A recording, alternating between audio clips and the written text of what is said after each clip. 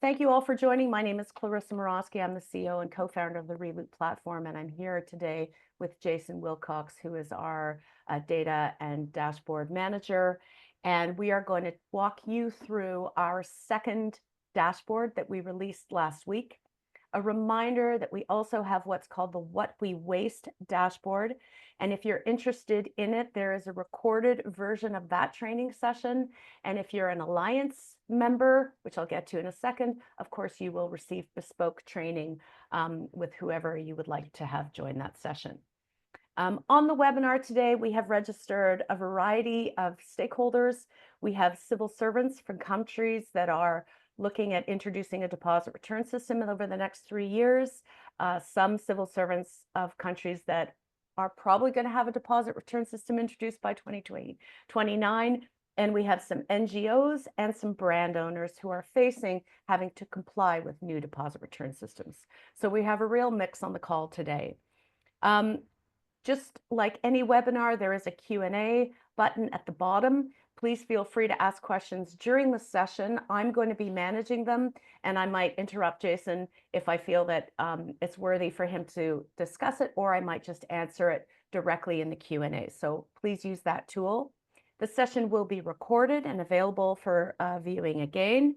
And finally, just to say that we are launching our European Alliance for Best-in-Class Deposit Return Systems.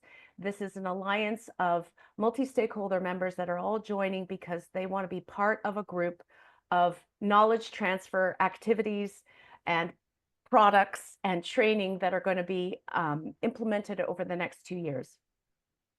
In the chat, you will see 2 links. One is for an 8-minute video that describes the Alliance in more detail.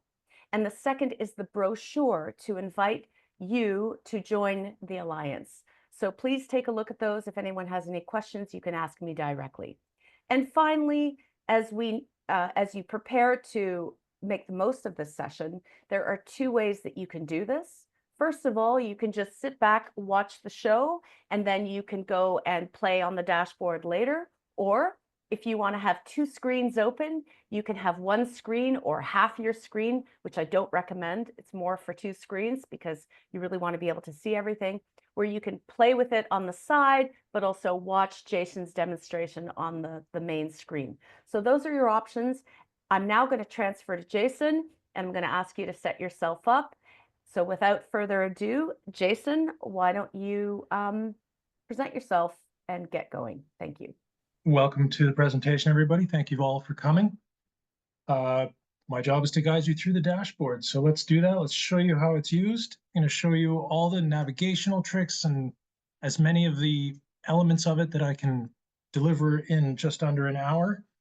The first trick I want to show you, possibly the best one you'll learn all day, is when you open it down here, there's an open and full screen mode option. Click that, and you'll see the board the way it's meant to be seen, as close as you can get. This is our overview or our landing page. On the right-hand side is just some little blurbs about what is within the board and a short video of Clarissa explaining why you might want to use the board, how you might want to use the board, how the board came about. All very nice and quick. But since we don't have a lot of time, let's get down to the nitty-gritty of what we're doing here, which is showing you how to use it. So on the right-hand side of the overview page, I've got what we call the dashboard map. And on it, you see a series of buttons, some orange, some blue, some green, some gray. Let me explain these to you one by one, because there are differences that are consistent across the colors or even shapes. Every single page has an orange circle, something guide, usually page guide, but in this case, it's the map guide.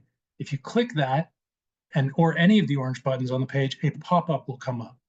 So I'm going to click it right now, and up comes the map guide, which is a written version of what I'm about to say, so we're not going to stick with it for very long. We can close any of the pop-ups just by closing the button up there. The other 2 orange buttons on this page are also pop-ups. Anything orange equals a pop-up. It doesn't necessarily take you to another page. Not going to spend a lot of time with acknowledgements. It's just a list of people who contributed to the research and corroboration of the research of this board. I do want to take this time, though, to thank Sam Millett, who is on this call, without whom this board would definitely not be possible. I will quickly show you the glossary of terms.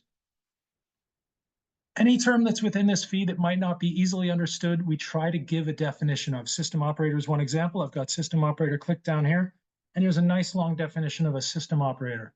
If you want to understand what a barcode-based system means or what a handling fee is, you can always come back to this glossary only from the overview page, find your definition, and then go back to your overview page with the jump back button up here. Oops, and I've just clicked the map guide again accidentally. So that leaves us with the gray buttons, the green buttons, and the blue button. The gray buttons are essentially the content of the Global Deposit Book, which most of you are familiar with. So each of these buttons refers to either a page or a section from the Global Deposit Book. In some cases, for example, scope, you'll see I've got 3 pages here for scope. It's just a small section in the book itself, but we found a way to expand upon it to make it more practical and more usable for you, the user. But in doing so, we spread that over 3 pages. So all of the gray buttons equal content from the Global Deposit Book. The green buttons, on the other hand, equal analysis from that content. So for example, legislative framework has a section about legislated targets. We developed a hypothesis that systems that put in legislated targets from the get-go might have higher recovery rates today than systems that never bothered with legislative targets. So there is an analysis legislated targets page. The black arrows represent pathways from a specific systems page to its related analysis, if there is a related analysis. So you'll see a black arrow connecting legislative framework to legislative targets. When I'm on the legislative framework page, there is a jump to analysis legislated targets button. We're not going to do it very long. I'm going to come right back, but I can click that. I go to that analysis. I'll explain all of these shortly, or I can jump directly back to systems legislative framework, where I came from. Every page has an overview button, which is going to take me back to the overview page that you were just looking at. Within this overview page, any of these individual pages can be directly navigated to just by clicking on it. The black arrows represent those jump to buttons that I just mentioned, kind of like the back passages in an IKEA, from the bedroom section to the kitchen section if you don't want to go through the living room section. The blue button, jump to return rates, this button is on every single page. You click it from wherever, and you will see the return rates. Now, I want to briefly pause on return rates because you're looking at different colors here, and there's a reason for that. Most of our return rates charts show the percentage rate on the left-hand axis, the countries down the bottom, and they're running from high return rate, Germany being on top when Europe is involved, to the lowest return rate, Massachusetts being on the bottom when the US is involved. But you've got a few different colors here. The green represents systems where the rates we receive are directly from the DRS and only from the DRS systems. The ones that are a combination of green and orange, let's look at New South Wales here.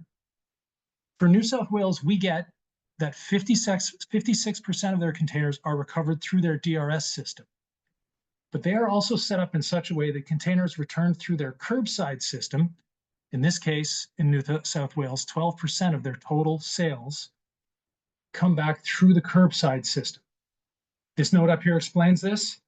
Systems in California and Australia are designed to integrate with curbside collection, and containers recovered in this way meet requirements and are reported with return rates. But we do keep them separate wherever we can take them. But in South Australia, Northern Territory. Can I just interrupt you? I just got a note from somebody saying the screen shares video is kind of small. Does everybody agree with that, or does everybody see the big screen share that I see? If there's a problem, please let us know. Thanks. Continue on, Jason. Thank you. Okay. So in 2 of our jurisdictions, Australian ones, we get the 2 numbers combined, Northern Territory and South Australia. So for those, we have to present them as just one number.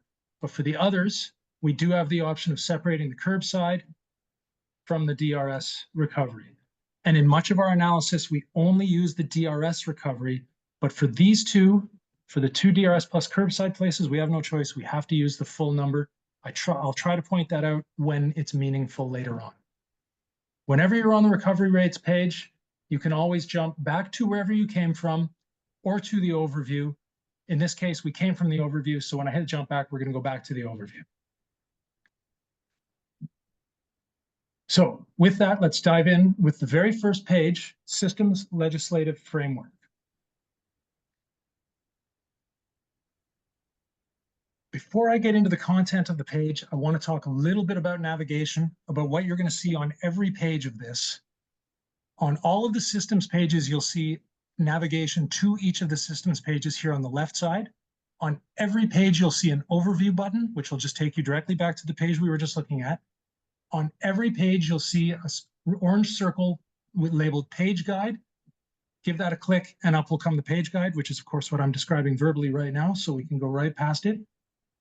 On any page where there is a related analysis page, you'll see a jump directly to it. And on every page, you'll see a jump to the return rates button. So let's dive into content. When it opens up, it's set for region all, jurisdiction all, which means that every single one of our programs is listed here.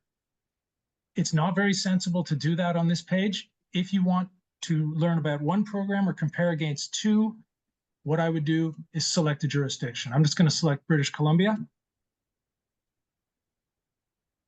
So here we're looking at it. It looks exactly like the opening page of the British Columbia within the Global Deposit Book. It's got some essential information within the nice little picture. And then on the other side, we've got the regulatory authority, the legislation name, appointment of system operator, when the law was enacted and when the system actually started, what legislated targets, if any, and what key updates there has been, if any. British Columbia, being the oldest program in the world, has had many updates. Usually the updates are expansions or deposit increases, but they're all listed there regardless of what it is. And you can bounce around to another, let's see, Connecticut. Also many updates, a collection target, et cetera, et cetera. I actually prefer to leave it in British Columbia for the moving forward portion of this. If you have a jurisdiction selected here, it will follow you not to the next page, but to the two subsequent pages. So if you do have an area of interest or a jurisdiction of interest, plug it in here, move forward and see how it goes. I'm going to move on to legislation and start date, where the jurisdiction is not going to follow me.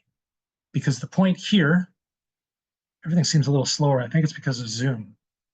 On this page, what you're looking at is the total population with DRS in any given year from 1970, when the first system began, to 2024. So let's see what happens when you're hovering over 1970. It introduces the very first system, British Columbia, Canada, population just over 2 million people. If we move it along, 1971, no new programs, but the population in British Columbia increased a little bit. 1972, Alberta and Oregon begin their programs. Move forward a little bit. Let's just move forward to the first big jump. 1978, Maine and Michigan come on board. There's Massachusetts and New York. You can see we're almost at 50 million people by 1983 with access to DRS. Let's go a little further forward. 1987, California. Now we're almost at 100 million people. Let's move well forward. Let's move to when Germany joins in 2003. Now we're at 216 million people with DRS in the world in 2003. Fast forward through a bunch more, jumping on 2007 Ontario. Let's go to 2015. This was the year ReLoop began. 265 million people worldwide. No new programs that year. Following year, Lithuania comes on. Following year, New South Wales and Australia. Then 3 new countries. That's the Republic of the Marshall Islands on the bottom of that. It's a population of only 46,000. Moving right along. Now we're in 2022, Latvia, Malta, Slovakia. We're over 300 million people by 2022. 2023, Romania and Victoria. 2024, Hungary and Ireland, bringing the total DRS population to over 350 million people. In January of 2025, Austria started. That's another 9 million people. And up here, we've got a button labeled Upcoming Programs. Click that. We can see what's coming on board soon. Goa in India. Poland is expected to go this year. That's going to be an additional 36 million people. By the end of 2027, we're expecting an additional 175 million or so people to have DRS. I can just close this like that. Add that 175 million people to 350. It looks like we're going to be over 500 million people with DRS by 2027 end. And of course, by then, this chart will be 3 years longer and it will reflect all of that. Going to move on to the money, material, and data flow page. I don't want to spend a lot of time here because it's quite complicated. British Columbia should follow me. Yep, British Columbia is entered. And what you're looking at here is basically a map of how the system functions in British Columbia. The consumer purchases a beverage from the retailer. They pay the price plus the deposit plus the CRF. In British Columbia, there's a consumer recycling fee added in. The retailer pays that monies on to the producer, importer, distributor, who sends beverages to the retailer, who sells them to the consumer. Consumer enjoys the beverage, returns the empty can container. The depot or retailer, in BC's case, gives the money back, and then the dealer or retailer sends data and bottles to the operators, receives their handling fees. The system operators do their thing. Each of our jurisdictions, there's a map like this explaining every step of the deposit. Let's move on to scope, because now we're going to get into the meat of what we're doing. Jason, British this is your Columbia. quarter of the hour marker. Thank you. I will try not to speed it up too much, but I'll speed it up. British Columbia followed me here too. This is the system scope single jurisdiction. It's fairly important that you have a jurisdiction selected in this box. It starts to get a little mixed up if you're looking at more than one. So for this page, unlike the rest of it, stick with one jurisdiction. What we're trying to do here is look at the scope. Under beverage type scope, we have basically every type of beverage that is mentioned as included or not included in all the various scopes and programs in the world. Over here in material type scope, we have the same, a list of 9 materials that are frequently listed as either in scope or out of scope. In British Columbia, they're basically all yeses: beer, cannabis drinks, energy drinks, milk, juice. Everything but baby or infant drinks is considered included in beverage scope in British Columbia. Material types, again, across the board, British Columbia has every material type in scope. Now, I just want to point out the navigation again. Overview, all the system buttons, the page guide, which explains the page, a jump to analysis scope. I'm going to get to that in a second, and I will click over to the scope analysis. And again, a jump to return rates button. But you see here at the bottom, I've got something called a scope score. I can click this, and this will explain the methodology of how I came about the scope score, but because I'm going to explain it to you, we don't need to read that.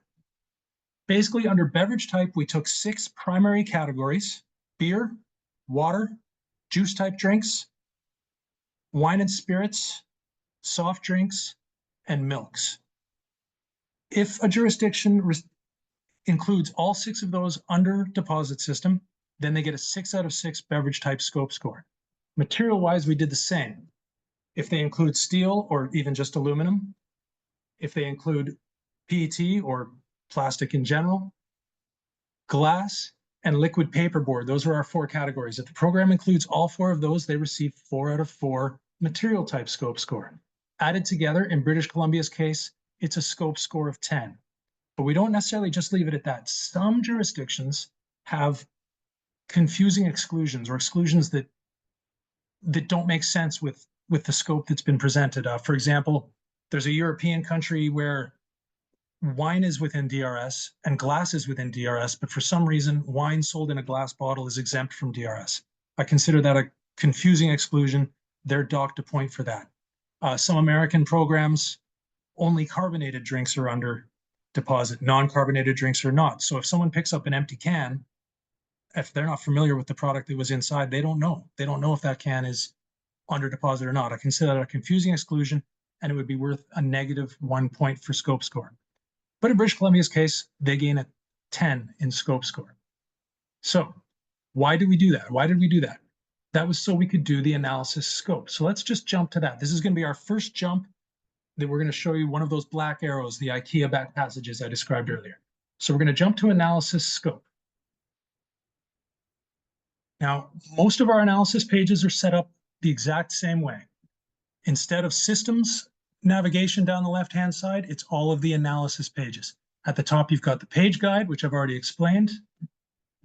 You've got jumps to any related systems page. So there's 3 system scope pages. This is analysis scope. So we've got 3 jump to system scope pages. Got the jump to return rates page. That's on button, excuse me. That's on every single page in the board. Just so if I want to, I can click it.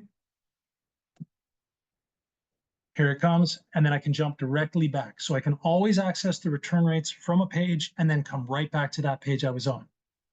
Most of our analysis pages have this set up as well. We show a bar chart showing the return rate in the left-hand axis, and then the countries sorted by high to low return rate. So in this case, how the countries are grouped is via the scope score I described earlier. Countries with a high scope score got an 8 to 10 scope score. If it got a 7 scope score, it's a medium. Those are the blues. If it got a 6 or lower scope score, it's called a low. Those are the oranges. So many of these, this is one of the beauties of Power BI, excuse me, these interact with each other. I can click the green part of the legend and the greens will be highlighted. Now, on all of our charts that are set up like this, South Australia with a 75% return rate is our median. Absolutely perfect. Everything above 75% is considered a high return rate. Everything below 75% is considered a lower return rate. Looking at this, you can see that the vast majority of the green bars are left of South Australia, meaning they have a higher return rate than South Australia. So far, looks like the hypothesis. Narrow program scopes may confuse consumers about which containers are eligible, reducing participation. Broader scope programs are more likely to achieve higher return rates. Let's have a look at the low scope scores. These are the orange buttons. There's South Australia, sorry, orange bars, excuse me. It appears that most of the orange bars are to the right or lower recovery rate, return rate than South Australia. So looking at the entire string of 57 countries, the hypothesis bears itself out. If we look at specific countries, it's not bearing itself out quite as perfectly.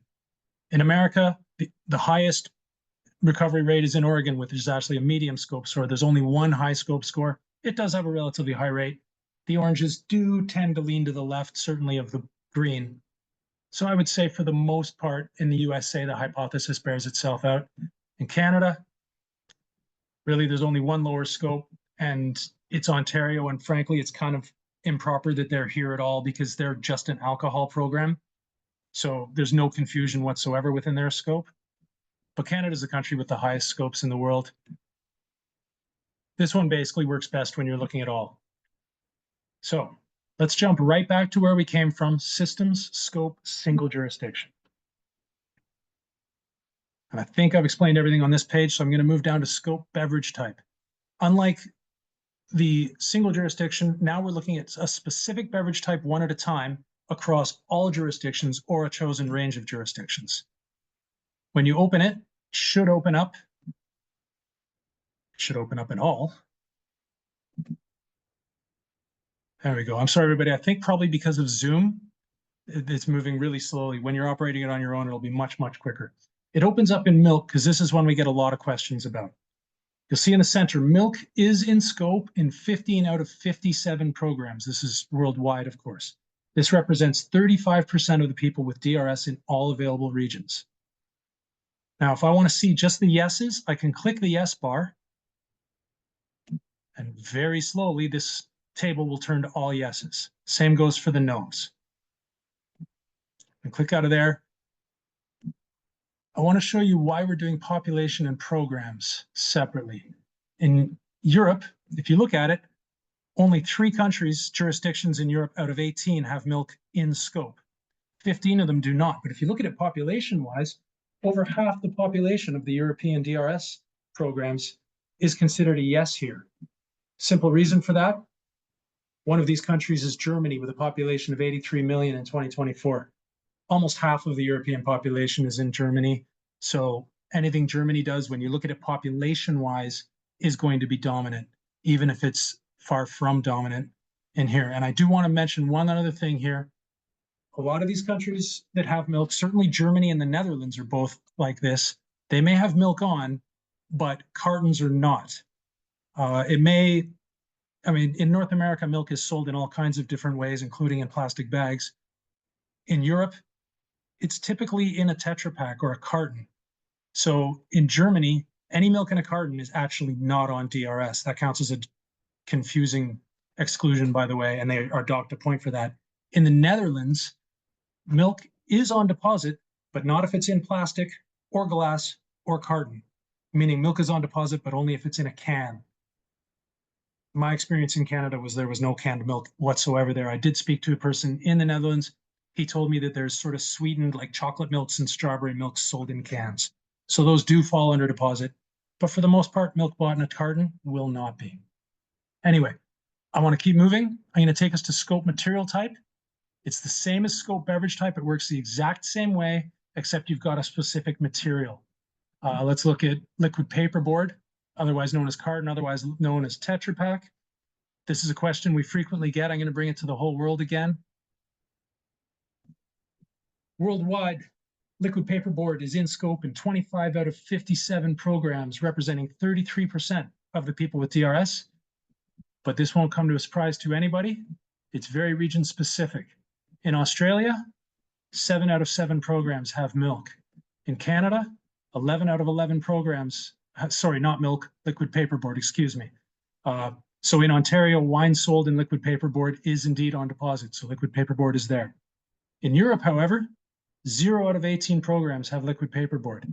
In the US, 3 out of 7.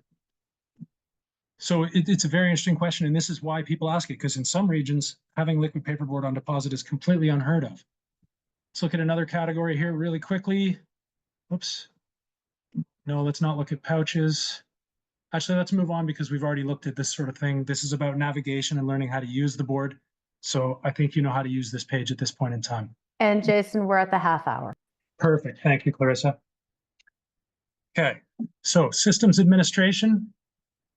Jason, can I just ask a question? It was a question about the data year, and I said that it was generally, we try to go like no more than 2 years back. So the data years are 2022 or 2023. Is that right for the rates?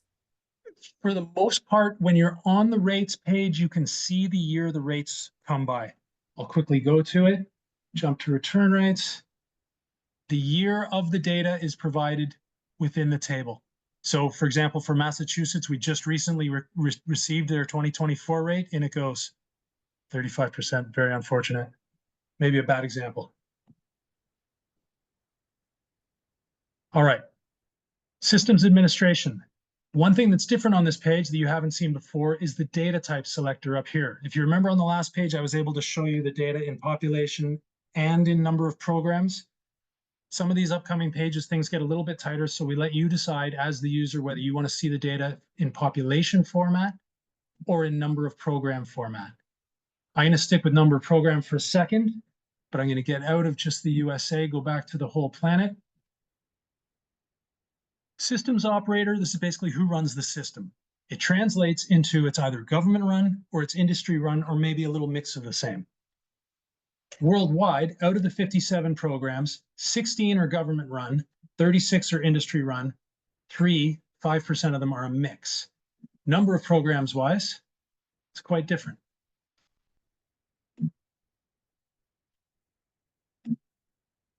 Goodness, this is so slow, everybody. I'm very sorry. I think you're on it, number of There I programs. was, sorry, excuse me. Population-wise is quite different. The government-run slice is actually very small. It's only 48 million people out of all of our systems. So I do want to show you one other thing on this page. Let's say I wanted to see, I'm going to go back to number of programs, and I wanted to see who these 16 programs are that are government-run. I can click this blue slice here, and that list of 16 will come up over here, but we'll also see that these two donuts interact. We will see where those 16 government-run programs are in regards to whether they are centralized or decentralized. Here, I'm going to click it and I'll show you what I mean. So over here, now we have a list of all the government-run programs, but we can also see down here that those same 16 programs are all within the centralized type of clearing system.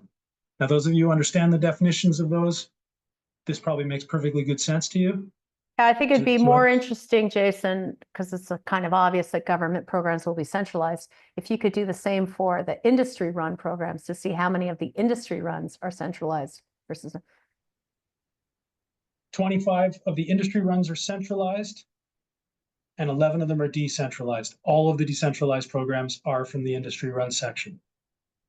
Yeah, so those programs would be, the decentralized programs are in the Northeast United States, as well as in Germany. Those are the main decentralized systems that exist today.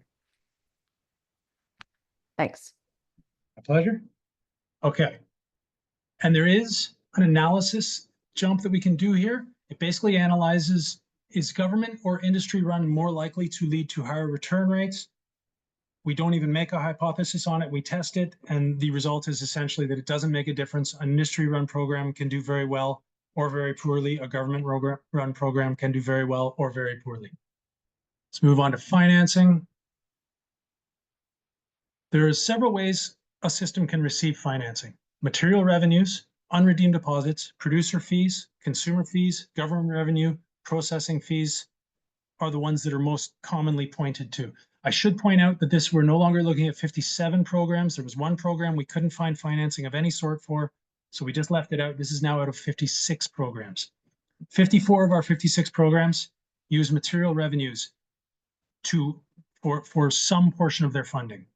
44 out of those 56 use unredeemed deposits, and they're often the same programs. Let's look at British Columbia, who we were looking at before. They use consumer fees, material revenues, and unredeemed deposits. The next two most commonly used methods of funding are producer fees and consumer fees. Now, a quick note on these. They are direct fees. Just one is paid by producers, one is paid by the consumers. In the case of the consumer fees, it's generally in Canada or the small Micronesian nations. It's applied directly to the consumer at point of purchase. They do not receive the entirety of the monies they lay out when they hit the desk back. Some portion of it is kept as a consumer fee, whereas in many countries, the producers are in fact providing some number of pennies directly to the system for every bottle they put in. Essentially, these are the same things, because when a producer pays it, they pass it on down to the consumer. But of course, on the receipt, they're listed as separate things. They are different, but they're to achieve the same purpose: fund the system. Now, we do have an analysis of this, and our hypothesis is this: a system that does not take advantage of either producer fees or consumer fees is less likely to achieve higher recovery rates. I'm going to let Clarissa expand on that a little bit as I navigate to the analysis page. Yeah, simply to say that if you only rely on material revenues and unredeemed deposits to finance the system, you're going to fall short somewhere. You need a third source of revenue, and that's why the producer fee or the consumer fee provides that additional amount of funds needed to make sure that it's fully funded. And this analysis just sort of bears it out. If you look at all of the green bars, the pink bar, and the blue bars, this is all a combo of producer fees, unredeemed revenues. They all have higher performance. So simply to say that we need an additional financing piece. It usually typically comes from producers in all the newer systems that we're seeing, but sometimes, like in Canada, it comes from consumers. And that was just because the producers were able to externalize that onto their consumers. Whether you like it or not is irrelevant, because this is just showing you that you just need that extra money to help the system. And of course, also to say that the higher your performance, the less unredeemed revenue is coming into the system. So you need to have even more additional funding because you're getting less unredeemed revenue in the system. You look at this, these are all the possible combinations that are utilized. The three in the middle do not include consumer fees or producer fees. So I'm going to highlight those three sections, and I can do that. I can click on one of them, and that's material revenues. You can see my three jurisdictions that are funded only by material revenues. On a PC, I can use Control and click. On a Mac, I think it's Shift and click, or there might be another, but I don't recall at the moment. But now I've got Massachusetts is included. That's the one that uses material revenues and processing fees. And I can do the same, Control, click, to bring up the three jurisdictions that only rely on material fees and unredeemed deposits. So these 7 highlighted regions do not use consumer fees or producer fees. And you can see that each of them has a lower recovery rate than our median South Australia with a 75. So I believe that bears out our hypothesis that the 7 jurisdictions that do not use consumer or producer fees all seem to have lower recovery rates on average than the systems that do use one of those two methods. I'm going to jump back to systems financing. So again, I'm following one of those little black arrows here and back to our financing systems page. Going to go down to systems ownership of material and unredeemed deposits. Not going to spend very long here. You've got the option of looking at it via population. Where does the material, who owns the material via population? System operator seems to be the most common. 88% of population of people live in a jurisdiction where the system operator is the owner of the material that moves through the system. Who gets the unredeemed deposits? Same idea. Oops, I guess I must have something highlighted there. Same idea. System operator owns the unredeemed deposits in these jurisdictions representing 286 million people, or 81% of the people with DRS. If we look at it from a program number, it's a little lower in terms of the system operator, and that's mostly because of Germany. Anyway, going to move on to the next systems page, deposit by amount and material type. This is a new type of chart, so I'm going to have to explain it a little fully for you guys. I've got this set for just PET to start now, but I think when you do it from zero, it actually opens up in all. You might want to set it to a specific material because otherwise it can get confusing. You're looking at totals and the numbers are all over the place. This is the minimum and maximum deposit in USD. We converted everything to US dollars so that it could be compared across the board equally. So this is the minimum and maximum deposit. You know what? I'm even going to bring this just down to Canada and the USA. Sorry to our European bits of audience.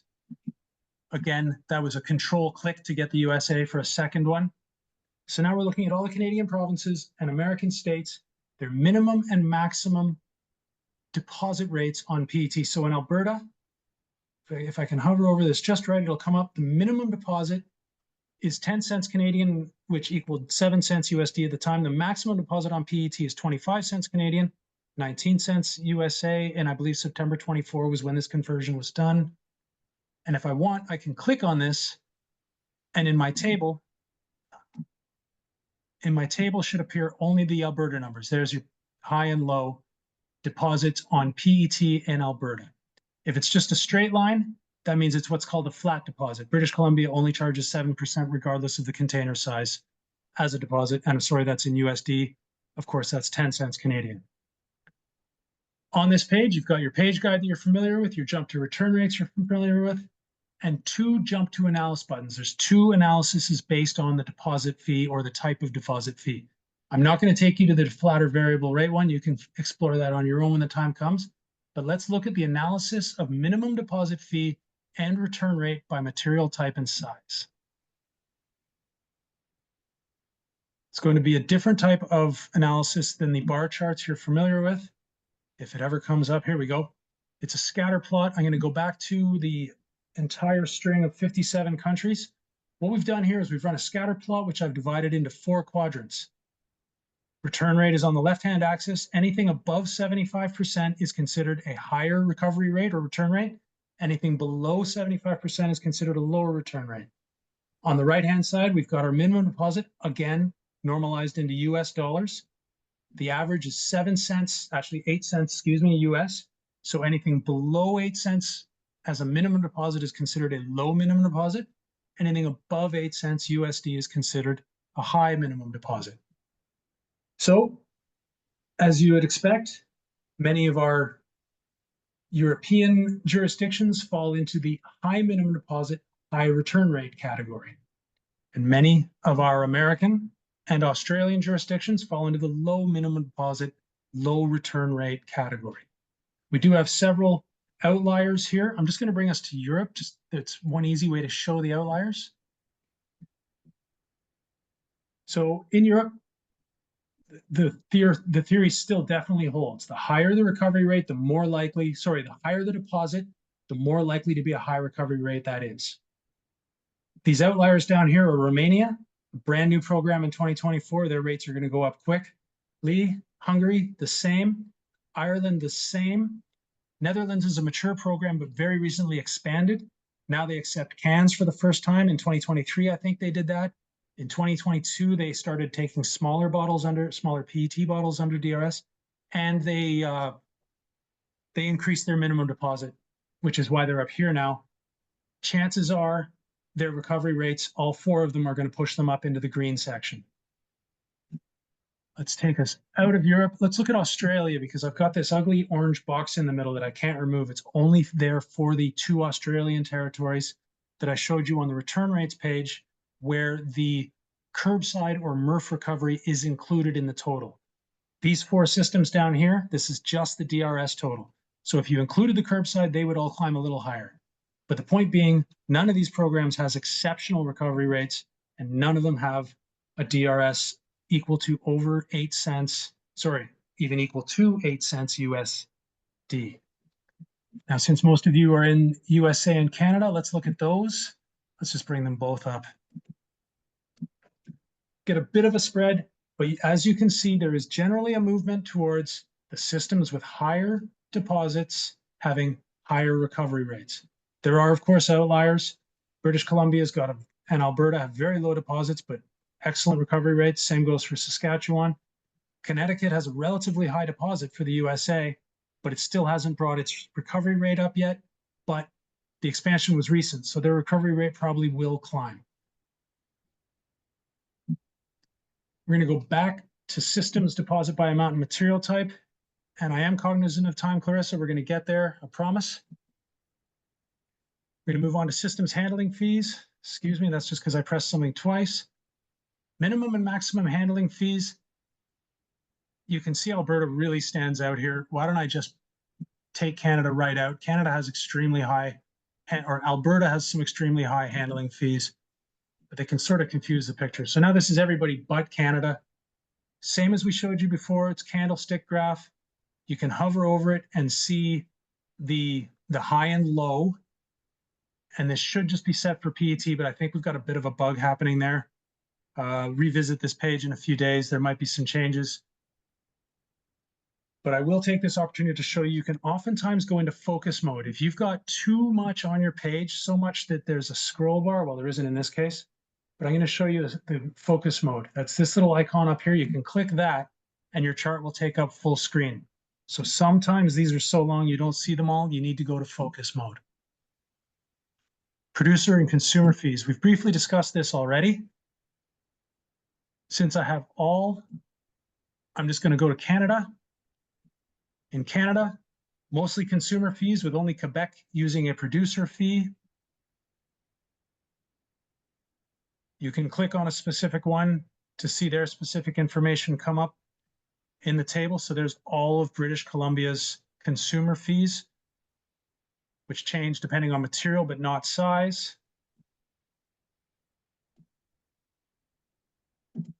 Sorry, I'm just trying to get out of British Columbia here. There we go. Let's look at the US. It's going to be very, very different. Nobody uses consumer fees. Only California and Hawaii use producer fees.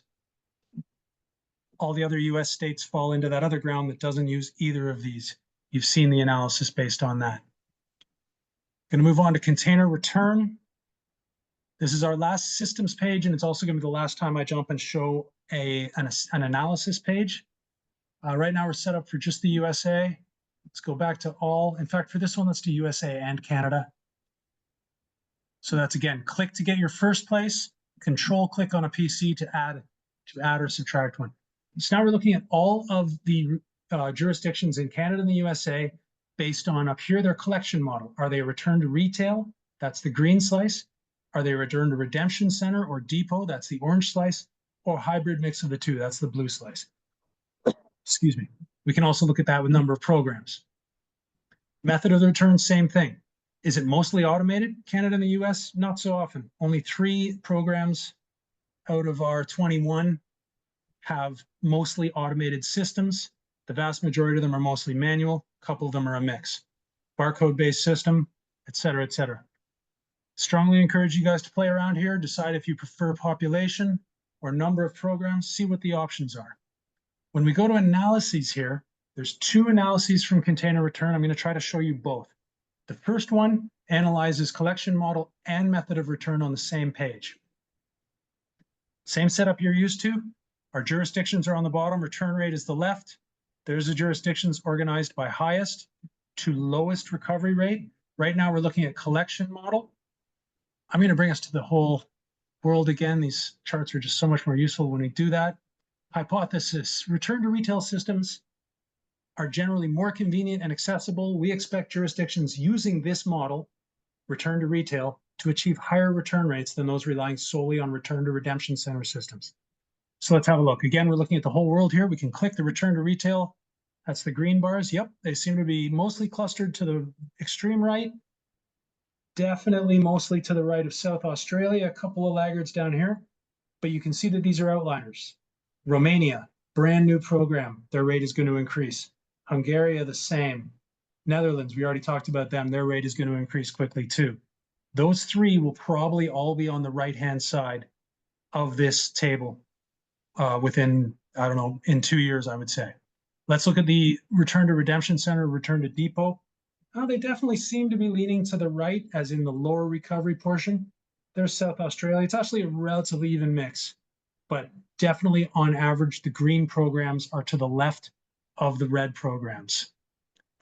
Hybrids, they also seem to be down at the lower end. Essentially, this would tell us best in class is return to retail. Although when we look at specific jurisdictions, that may not hold up as well. Method of return, similar concept. Mostly automateds are green. Let's see them. Yep, they're mostly to the right, or excuse me, to the left of South Australia. The ones that are to the right are Romania, Hungary, brand new programs both. New South Wales, let's remember that curbside is not included in the recovery rate here, et cetera, et cetera. The hypothesis seems to hold up pretty well on this page. Maybe when you get down to some certain jurisdictions, we might find that it doesn't hold up quite as well. There's another analysis based on container return called analysis convenience. I'm actually just going to follow the black arrows here. I'm going to go back to container return systems and then use this jump to analysis convenience. This is going to be another one of those scatter plot quadrant graphs. Midpoint for recovery rate, again, 75%. Above that is considered a high return rate. Below that is considered a low return rate. The measurement for how to measure convenience based on number of collection points is an imperfect metric right now. Right now, the best we can come up with is population per collection point. In other words, population divided by collection points. But in the future, this is probably going to be measured by population living within 10 minutes drive of a collection point or something like that. Some jurisdictions actually have this. At some point in time, we figure this technology will be common enough that we can use it here, and we can actually be measuring by population within 10 minutes of a collection point. I'm assuming the results are going to be the same. What we expected to find here was clusters of countries or jurisdictions with very low population per collection point and high collection rates or high return rates. And we expected to see some with very high numbers per collection point. We figured they would have lower return rates. For the most part, it bears itself out. The places with extremely high population have fairly low return rates, certainly compared to the others. There are, of course, some outliers. Massachusetts has tons of recovery spots, but a really low recovery rate. This isn't because of their number of return points. It's because their deposit rate is tiny. They've got a narrow scope. It's as a program, it is far from best in class, regardless of how many return points they have. Romania and Hungary, we've already talked about those a few times. Brand new programs, they're going to rise. Iowa has decent low population per collection point, but still a very low return rate. Again, super low deposit rates. That's the primary reason for their low recovery rate, not their population per collection point. Jason, can I also mention that about the Canadian provinces here? Please do. Please. You'll also see that they're also quite high in terms of performance, but not as much convenience in terms of population per location. One of the reasons that the performance data doesn't measure is who's returning. So when you do have depots, you do tend to get returns, large volume returns from waste pickers or people that are effectively out picking up containers. So the returner profile is quite different, and the data that we have here doesn't show us who the returners are. The assumption is that in Europe, in the return to retail models, where you have a lot of return locations, those are consumers returning their containers, typically less than 50 a day. In those depot or hybrid models where you have redemption centers, they typically are both consumers, but also another group of folks that are capturing those containers. Great, thank you. 3 more things before I'm done, and then we're going to turn it over to Q&A.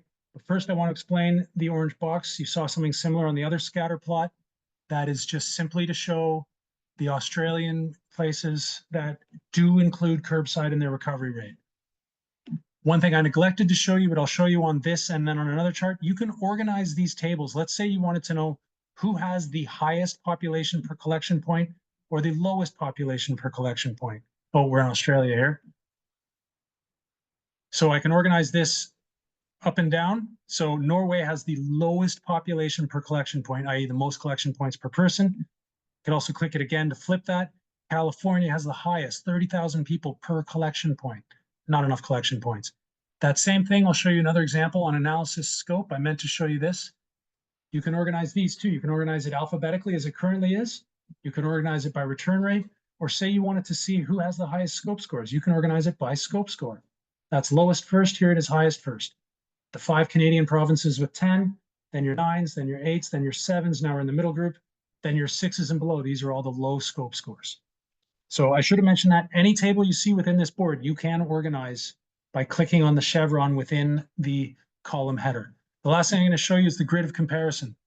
This attempts to put all the information you just saw on one page.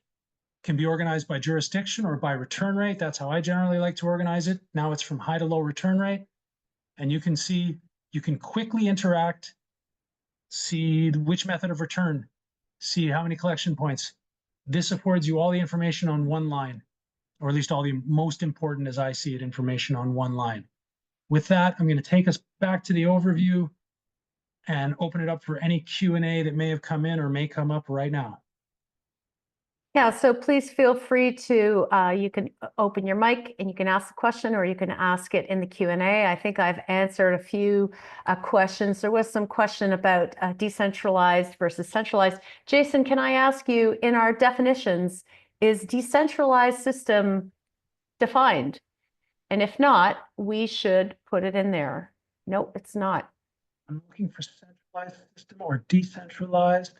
Okay, so we will make sure to add that in so we can explain what a centralized system and a decentralized system are. As I put in the answer, we only have decentralized systems in Germany and in the Northeast states.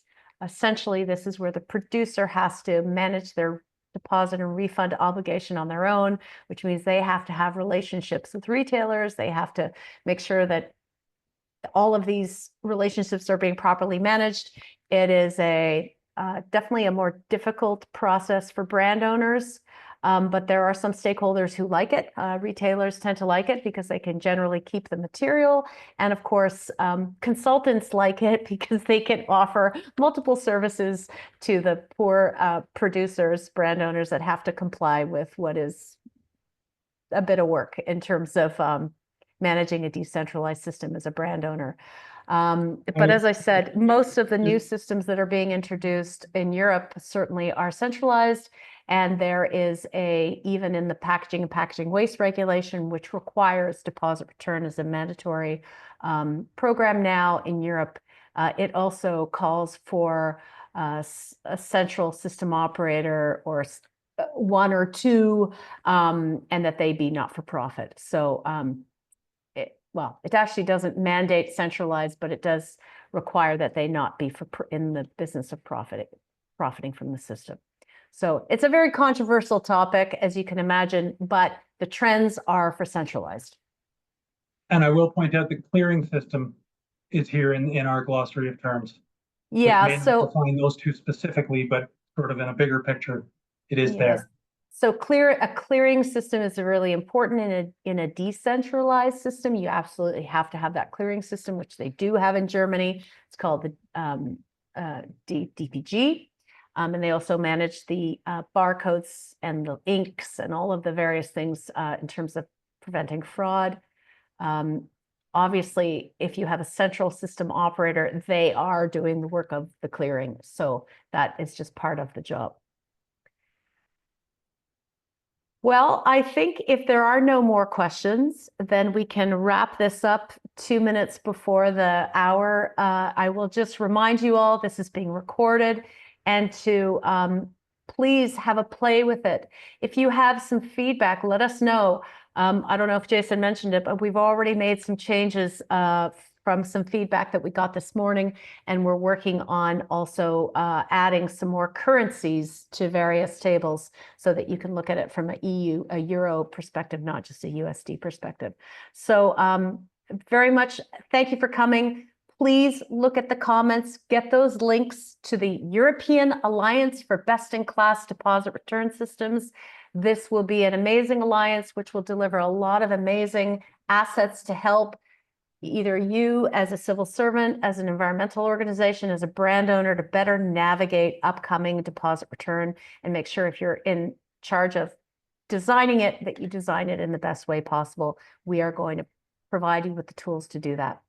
And with that, I want to give a huge thank you to Jason, the creator and our trainer and the builder of more dashboards in the future. And I think we're going to be launching another one in June. So it's very exciting. Thank you, Jason, for your time today. I appreciate it. And thank you all for coming.